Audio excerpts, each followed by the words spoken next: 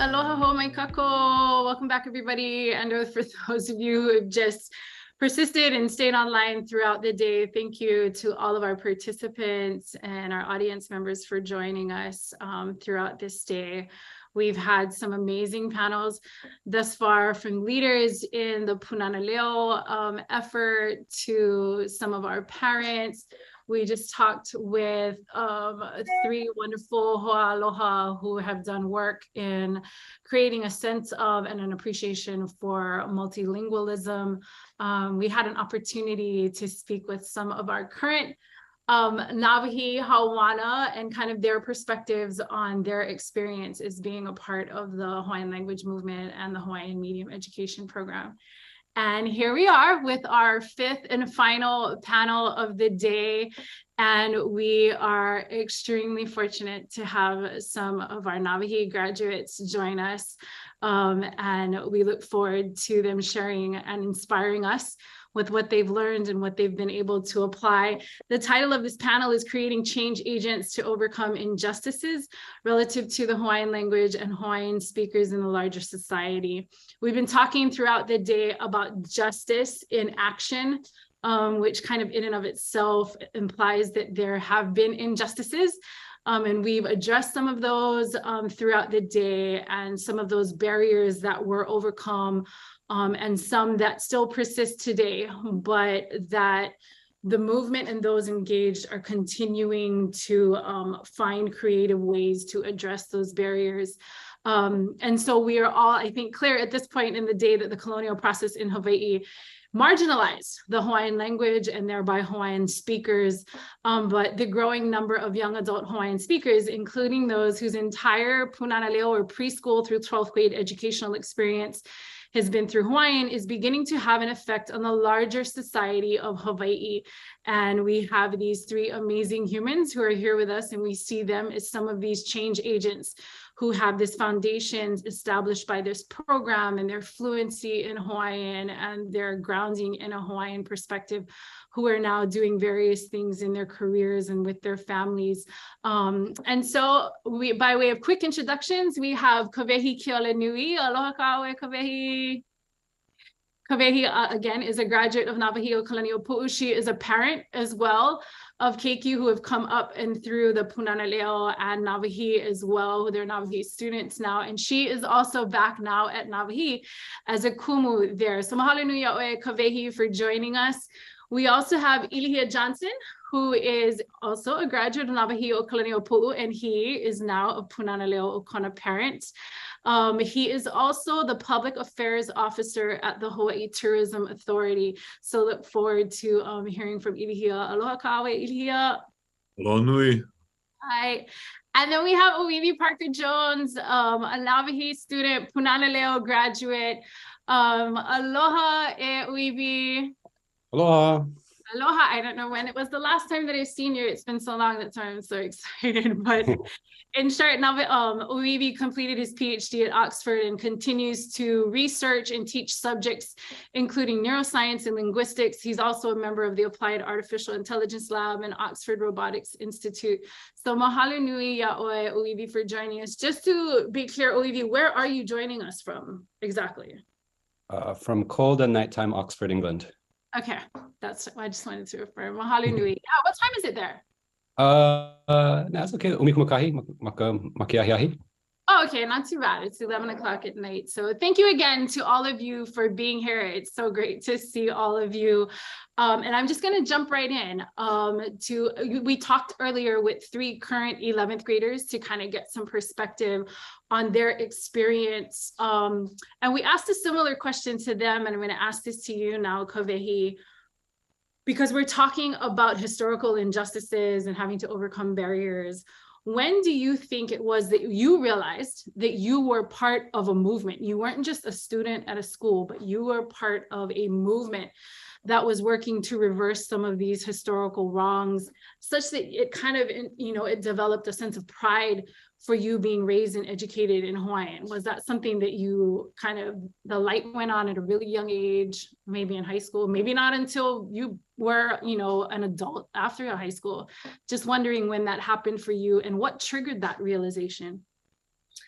Ai, o ka mua, aloha nui kako. Thank you so much for allowing us this time to share our experiences. I cannot really pinpoint one specific time, but we were so blessed to have a lot of our kumu at the time, one of my very first kumu, they were very heavily involved in activism. So we were blessed to have this kuana ike, to have this knowledge, to see through the lens that he kula ʻŌlelo Hawaii kako, this is what we're here to do, and this is our kuleana and how we're going to carry it out. Well, I guess it was fortunate. We were a Hawaiian school. We were a school within a school. Mm-hmm. So we were the minority in our own community, only allocated X amount of classrooms, had to, make the adjustments so that we could cater more or less to the English-speaking population in the community of Kiokaha, which is a Hawaiian community, I might add. And so we would always have these like little battles, oh, you guys from the Hawaiian school, you guys the Hawaiian school. I'm like, cousin, you Hawaiian too. Like we living on Hawaiian lands, okay? So it was kind of, we were really confused as far as, not confused, it was just there was some sense of, those kids don't know that we're Hawaiian. Like this is he aina Hawaii ke ʻŌlelo nei kako, ke hoʻola nei I ka ʻŌlelo o ke aina. No kia hale, how come you're not? Why are you in that side of the school? Anyways, so there was no real trigger. I mean, we were so blessed to grow up in a sense, like feeling positive about what we were there to do and how we were going to do it. And it was never like in a way to, feel sorry for us, give us back, but beaming with pride that this is our main, how would you say, like kuleana in this lifestyle, to reclaim our aina, to reclaim whatever did happen, not saying that it didn't happen, because our kumu made sure, and we didn't do it like this happened in this and this and this. We did it through mele. Which is song, Hawaiian song. And so a lot of our mo'olelo, a lot of the story of the overthrow, and a lot of that came to us through mele. And I am so incredibly grateful that we did get that, and all the way until now, when I had my own babies, it just never crossed my mind that they would go anywhere else. Like this is just, and that's when I say there was never one specific thing. I can remember this experience that I felt so sheltered in a sense. We had to go to Hilo High School, which is, again, we were a school within a school because we didn't have the population to, here at Nawahi to, have our own school. So we had to fall under another school. So we were under Hilo High School. And at the time, driver's ed, so there's only 4 of us. So we have to go to Hilo High School to go into driver's ed. And I mean, it was such a culture shock to see how students speak to their teacher, like, oh, miss.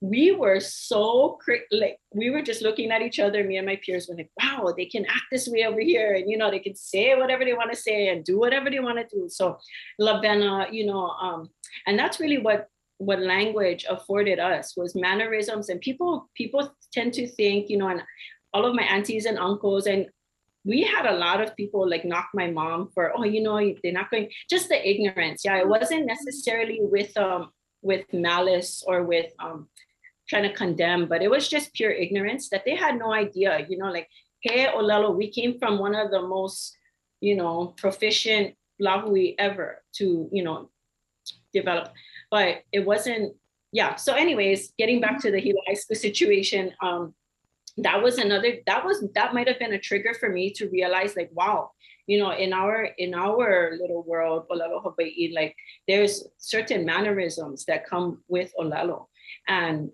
you cannot just teach that through the university. Those things are, but eventually, our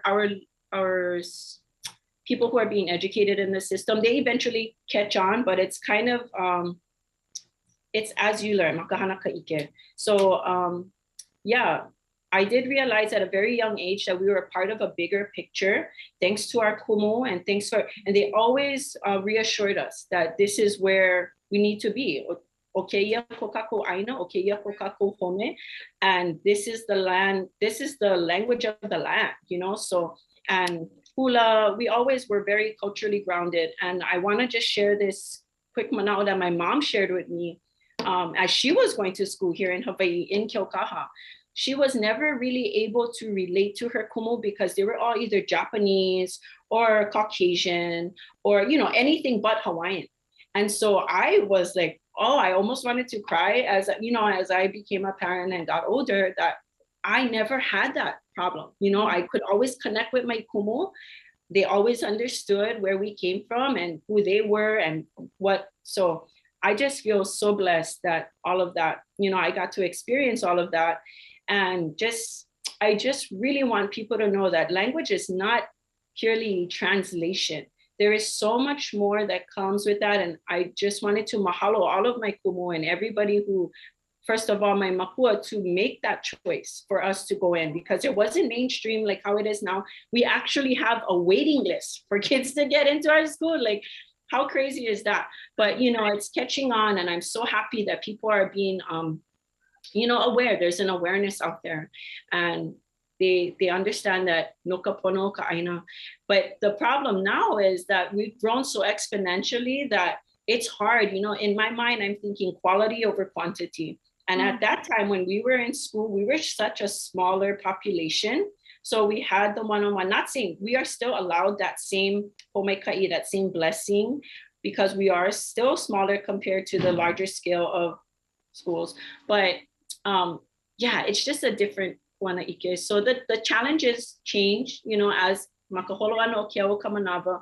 At that time, never have money, never have facilities, never have. And now we have all of this okua, we're coming up, and now we're just trying to focus more on the quality of language and trying to deliver. Yeah.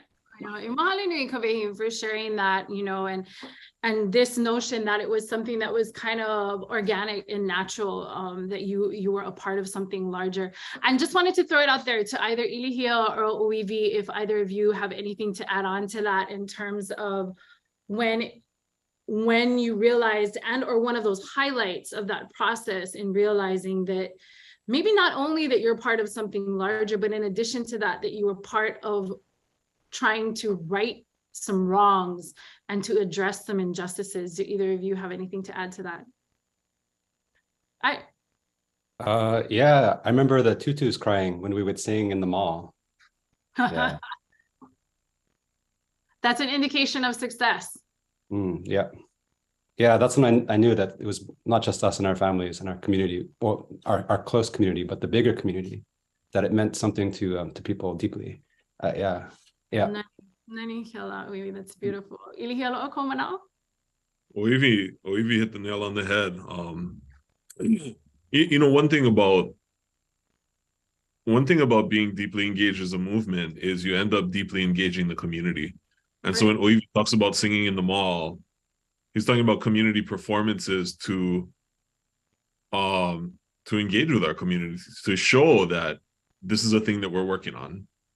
Yes, it's about educating the children. It's also about bringing back those opportunities to bring back the language of the land. The other thing I would add to that point is, you know, resistance and activism comes in a lot of forms.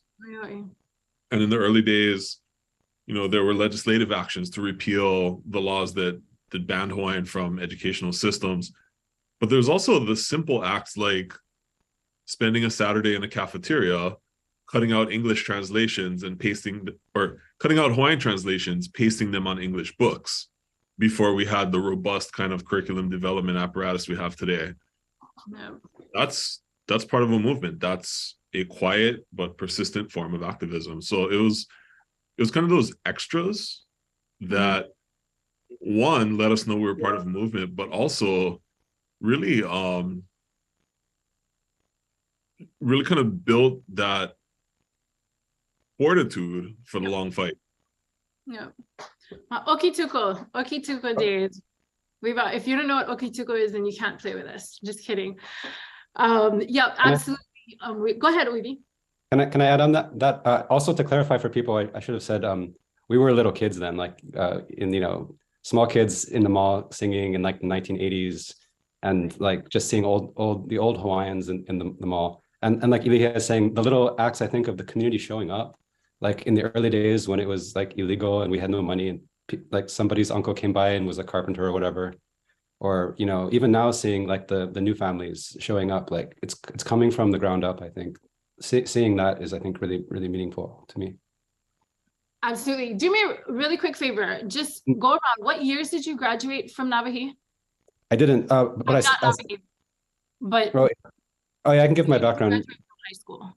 Yeah, so I was in the first class at the ʻŌlelo Hilo, so I was there with like Anakalapila Mahalo, yeah, Anakalapila and Kawanoi's kids and Ikekela's kids. And Ilihia was, these guys are not far behind, but we were, yeah. But so not the 1980, early 1980s, I guess. What was it, 1984 or 5 or whatever? When you started, right? Yeah. Right. And then go ahead.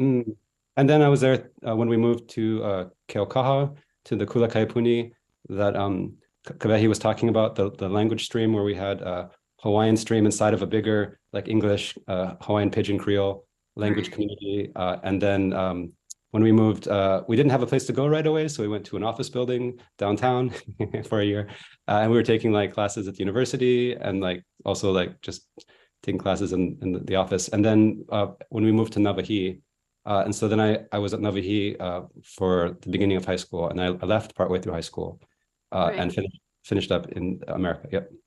Yep. So you would have been a part of the class that, or you were a part of the class that eventually graduated in '99. And Ilihia, puka oi kamaka hiki ihia?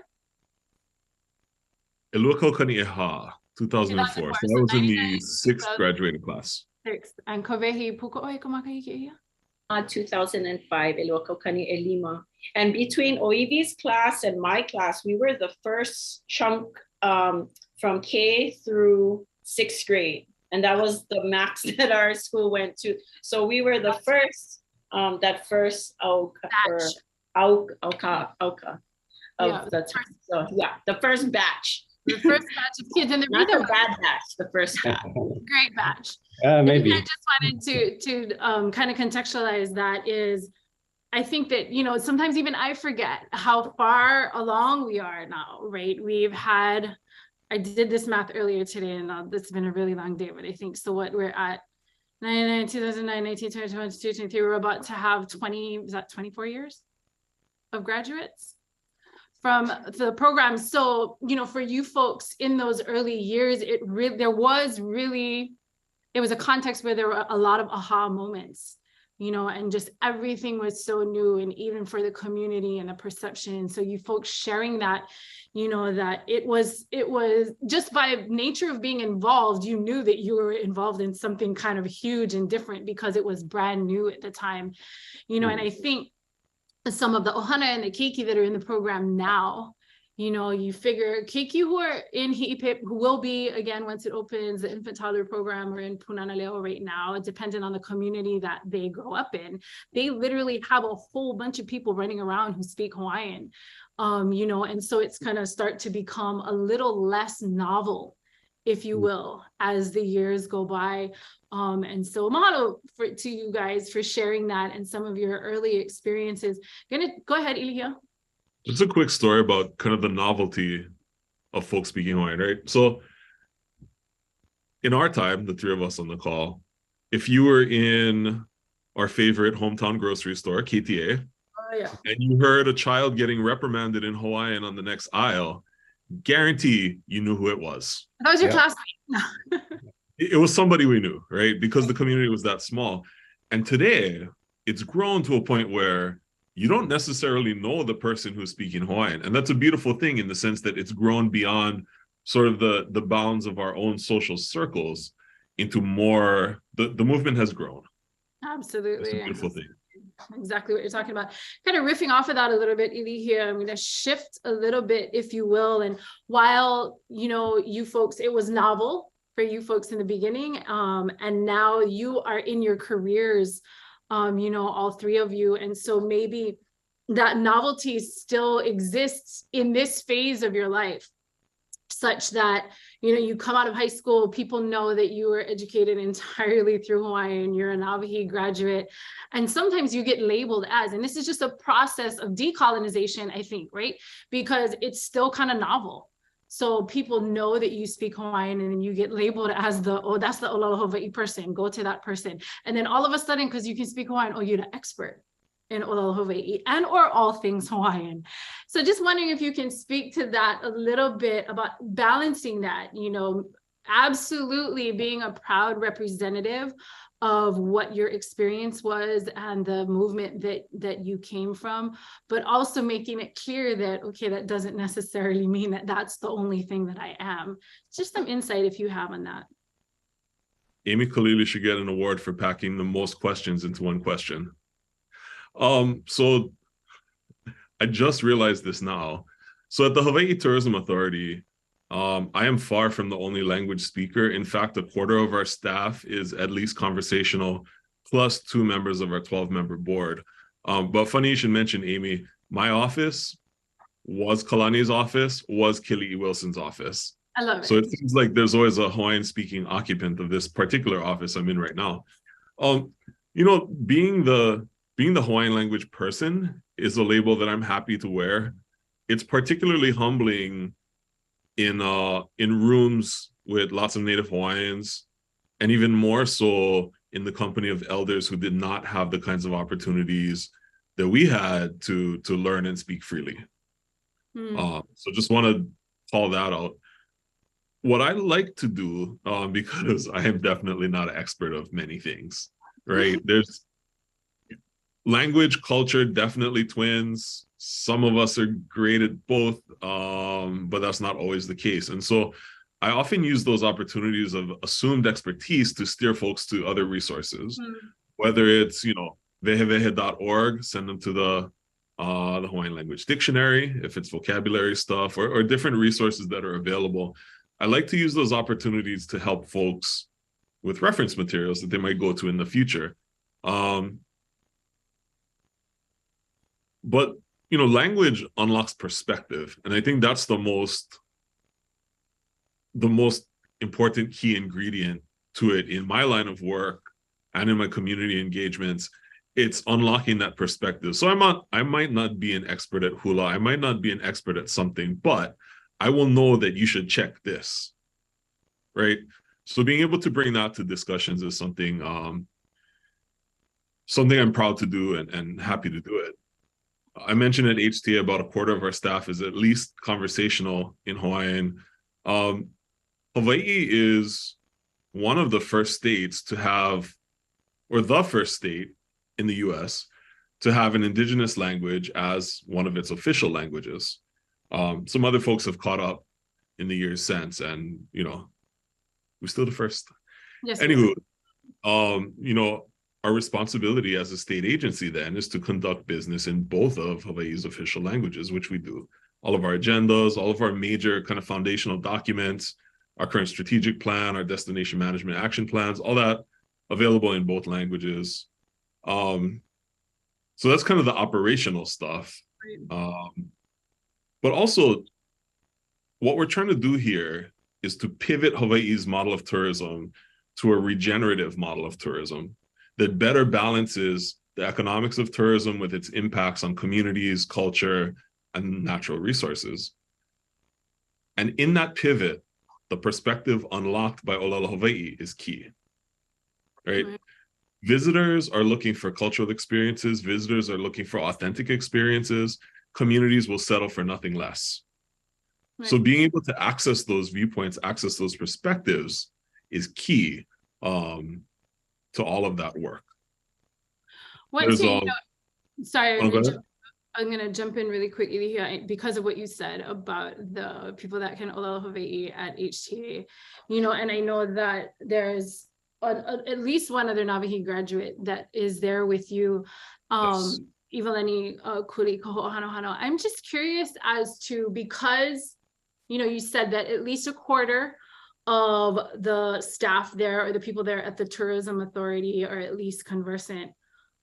What has been your experience in terms of the embracing of the other 3/4, them embracing this presence of and this capacity in Hawaiian language? Has that been well received and something that everyone is embracing in, again, this critical agency within the state of Hawaii? Fantastic question. The embrace has been warm and loving. You know, one of our primary responsibilities is to be stewards of the Hawaiian Islands brand. And what is the Hawaiian Island brand, right? When we talk about marketing and brand management and all that stuff, there are a bunch of buzzwords. What it comes down to is identity. And our identity as Hawaii is so closely tied to our ʻŌlelo. And I think everybody understands that on a foundational level. They may not articulate it every day, but there's an understanding that the language and the culture and the people are the brand. And without that, why are we here? So what that looks like day to day, you know, our current president and CEO, John DeFries, first Native Hawaiian to lead tourism's lead agency. Couple that with not the first, but a very strong Native Hawaiian chair of the board. Yep. There's priority placed and there's space held for conversations about ʻŌlelo Hawaii, about culture. We spend a good half hour of every staff meeting on a word or concept of the day that inevitably leads to this longer conversation about some important topic. Okay. But just to wrap up the other question real quick before we move on, you know, other stuff I'm involved in, centered to it is moving us to a more circular economy that leaves nobody left behind, right? Whether that's work with the United Way, I know Aloha Economic Futures, Hawaii Green Growth, different organizations like that. It's all about a circular economy that leaves nobody behind. And guess what? The playbook has already been written by our kupuna. Really? It's in Hawaiian, so you got to decode it, right? And then as a parent, Amy, we're actually at Punanaleo Onu'uanu now for about a month. Mikai. We got to catch up, been a while. But I'm just incredibly stoked and also incredibly humbled to raise my child in her ancestral homeland and restore that link with her kupuna that skipped over a couple generations on the maternal and paternal sides. To be able to restore that, it's just incredibly fulfilling. So mahalo. Mahalo, Ilya, for sharing that. And I think, you know, a lot of what you shared about the work that you're doing right now at the Hawaii Tourism Authority. And, you know, I'm sure a lot of our attendees know that tourism is one of the major economic drivers in Hawaii. And so to have this kind of presence that Ilya is talking about in that agency is huge. And that's a testament, I think, to the amount of progress that's happened over time.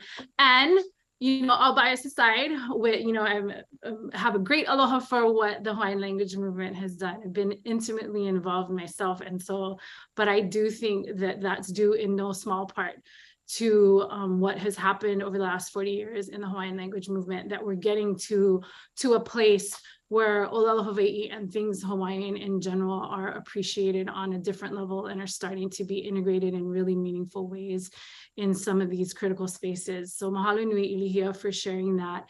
You know, we started off talking about, or the explanation for the panel had to do with the affirming that a lot of the injustices that had been done led to the marginalization of Hawaiian language itself. We're all aware of that history, and even Hawaiian language speakers.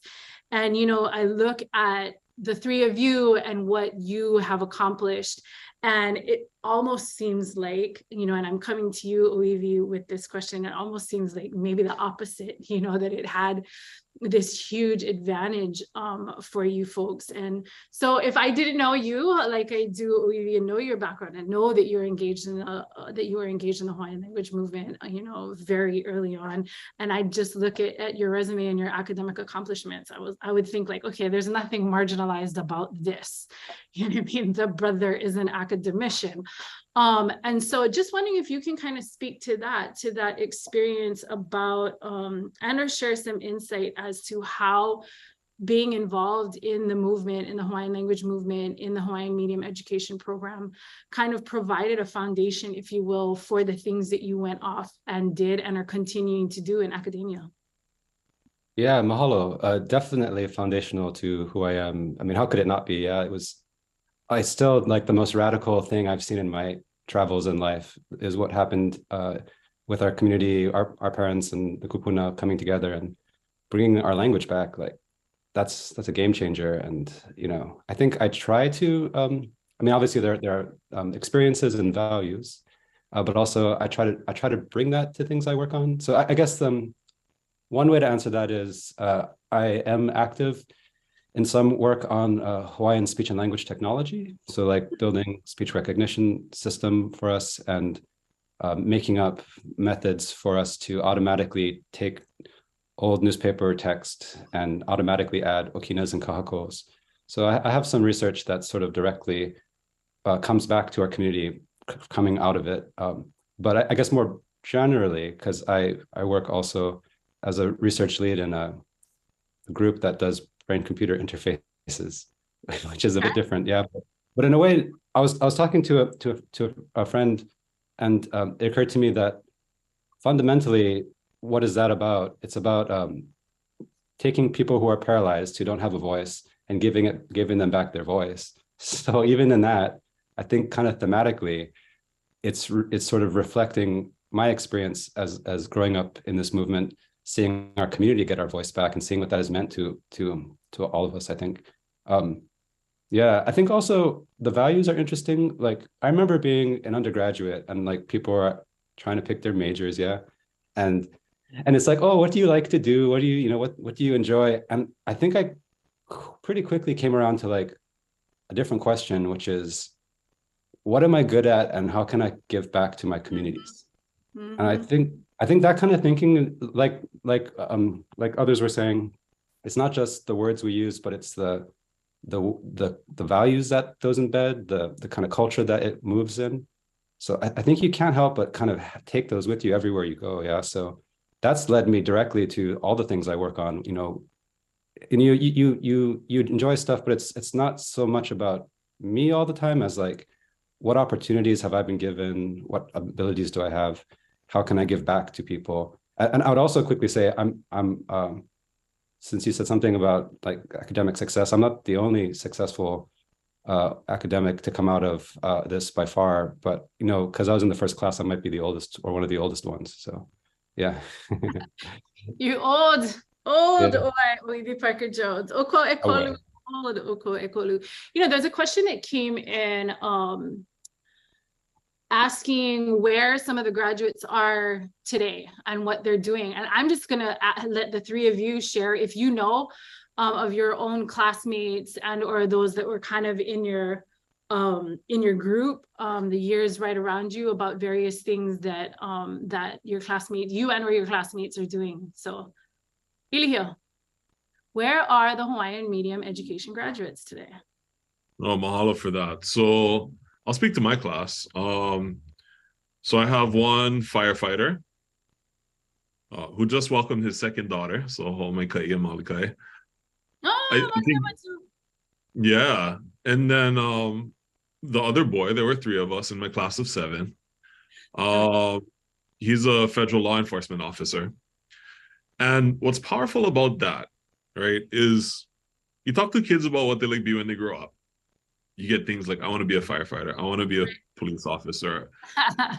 To actually see real life examples of Hawaiian language speakers in those roles is incredibly powerful, right? So yes, we have a firefighter, we have a federal law enforcement official.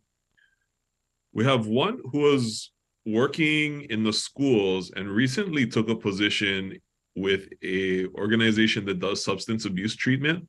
And when we think about some of the challenging social conditions that many Native Hawaiians are in that lead to substance abuse, to take her knowledge and to take her practices to help reconnect those folks with their ancestral practices, because so many are Native Hawaiian, that's a really powerful service to the community, right? We also have a respiratory therapist, and the other two I lost track of. Kabehi. And it doesn't have to be, it can be your own ho'apapa, but just in general. If you know. It's funny that this came up because it's actually, Kumukamana actually has me on this project to find out where are they now, So, but I'll just speak to my own And unfortunately, you know, we all kind of went our separate ways, and we were also a class of 7, but I know we have an archaeologist. We have one who recently is, she recently became a kumu at Ehunui Kaimalino for Papamalao, and in the master's program, I want to say. Another is raising her family.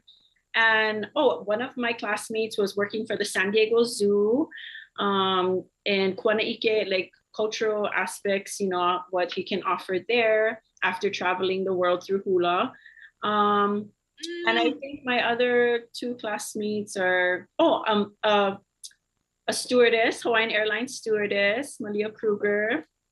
And that too has become a really empowering thing for our kamali'i to see now. We just had a printing of books for different oihana, different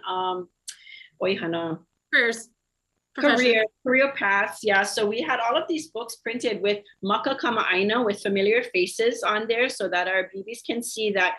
You know, I just like to add what Ilihia, you know, to see these real life professions, to see our babies, to see our haumana grow up and to become a part of these real life professions is just amazing.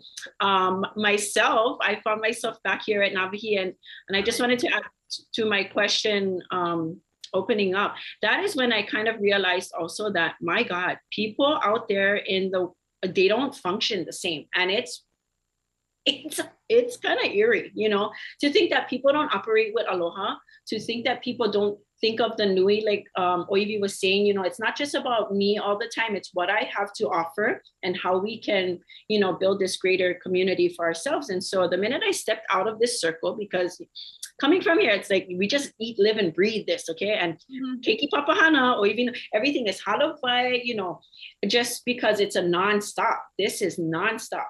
And so I was like, okay, we're gonna go as far away as possible. And I seen what it is to be far away. And I was like, no, I wanna go back, I wanna go back. So, and it's just so, and it was a kind of, you know, not so good experience out there for me to see, but I needed that. I needed to see that because it kind of empowered me, you know, a little bit too much. I was so confident in who I was that I was not going to allow this person to tell me, you know, otherwise. And that was, I was doing health insurance in the communities, you know, helping kupuna get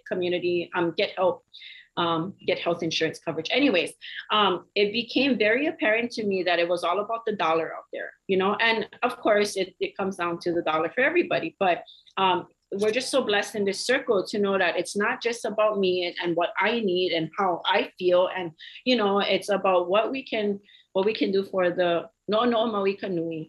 And just so wonderful. Anyways, yeah, so that's where we are now. I'm back here at Navihi. I am the in-house sub, and I did not realize, I mean, as I took on this kuleana, that we had such a shortage, you know, such a shortage of kumu, pani haka haka. And so we're taking from anywhere, like and today, because I'm in here, you know, I had to ask the other kumu, can you watch this class while I do this? And so mahalo nui. And like Kavehi mentioned previous, you know, everybody is just so on board.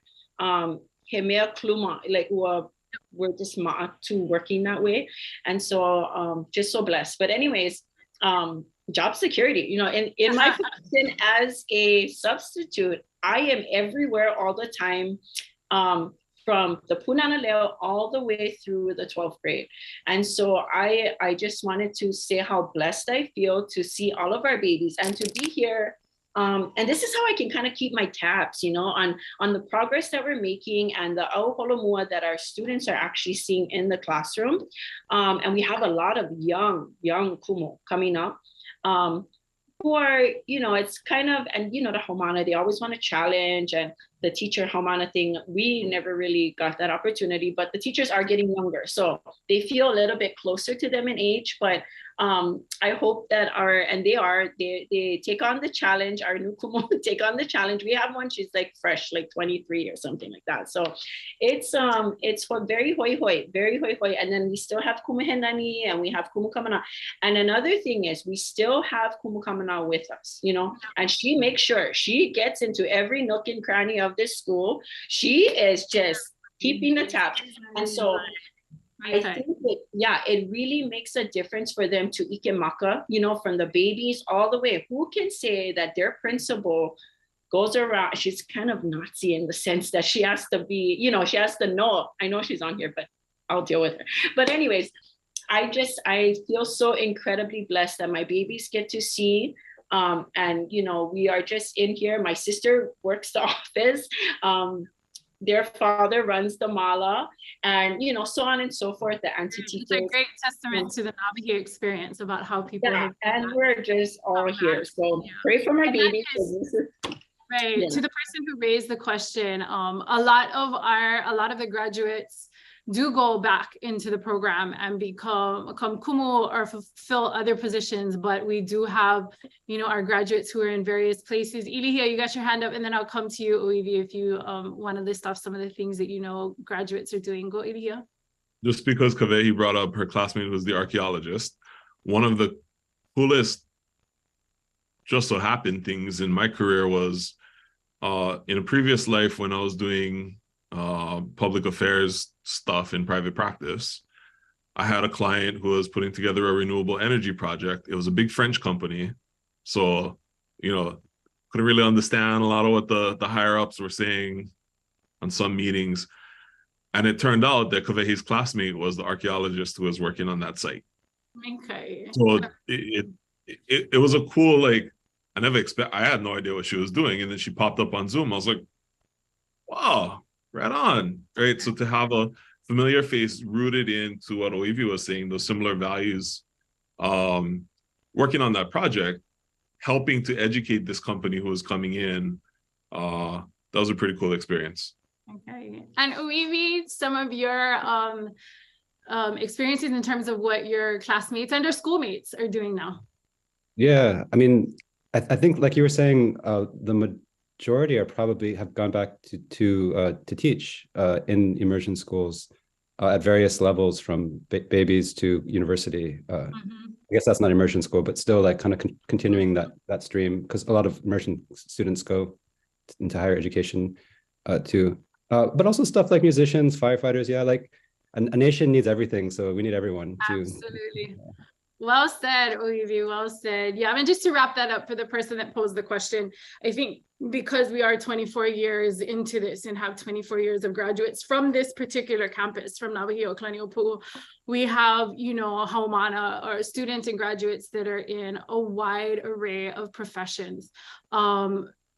Name it. I mean, I know that it may not be from Navihi specifically, but there are attorneys. I know Navihi has a graduate that's an MD. So some of those professions that a lot of people think about a lot of the times, to just working in and around community as well, and taking on civic roles and engaging in those ways. So I hope that answered the question. I do think that something that might be related and maybe where that person was going, I know that Navihi has had, and I believe still continues to have, a 100% graduation rate, and that the entrance rate into college is pretty high as well. And so to say that those are evidences of success, I think is an understatement, but those do exist. And we are fortunate. We're fortunate as a school, but also as a community pursuing language revitalization, to be this far along in the process that we're in, that we do have evidence of the program and its success. And so just for those in the audience who might be part of other communities or just budding initiatives, that the success that's been realized in Hawaii doesn't go without saying, which these three are intimately familiar with, that it came from very humble beginnings and was, about people that were just willing to take a step out and be committed to, the revitalization of our language and bringing back that pride and appreciation throughout the community. And so just gonna wrap it up, you folks. We're a few minutes behind, but mahalo nui oko e kolu ka launa ana mai no keia mau minuke. Mahalo again to the three of you for taking this time and just sharing the various ways that you have been blessed and the benefits that I think you were afforded being a part of this, and being a part of a justice movement. You know, maybe we didn't talk about it that way in the early years, but that is definitely something that has come to fruition. So just wanted to thank all of you again for joining us. You know, and there is one lingering question in the Q&A box that I'm just gonna, it is not related to this panel, but you know, I just want to address it. And it has to do with, it was a question about people outsiders, quote unquote, learning ʻŌlelo Hawaii. And I think that's super important, and that our experience in the Hawaiian language movement is because of our mission of ʻŌlelo ʻŌlelo Hawaii.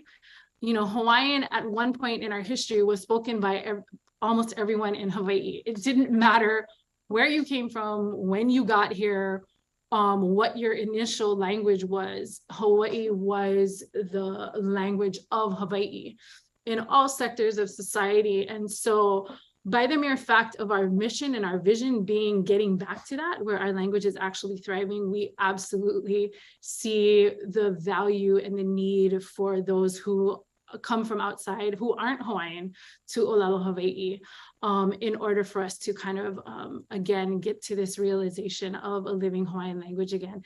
And so, me ia mana'o, mahalo ho ia oko, mahalo ia oe, ilihia, kawehi, oiwi, mahalo nui. Thank you folks so much. Mahalo nui e ka waha ʻŌlelo, helu e kahi, o malama ana ia mako. Mahalo manawa nui ane ka o maunina o lo I Hilo.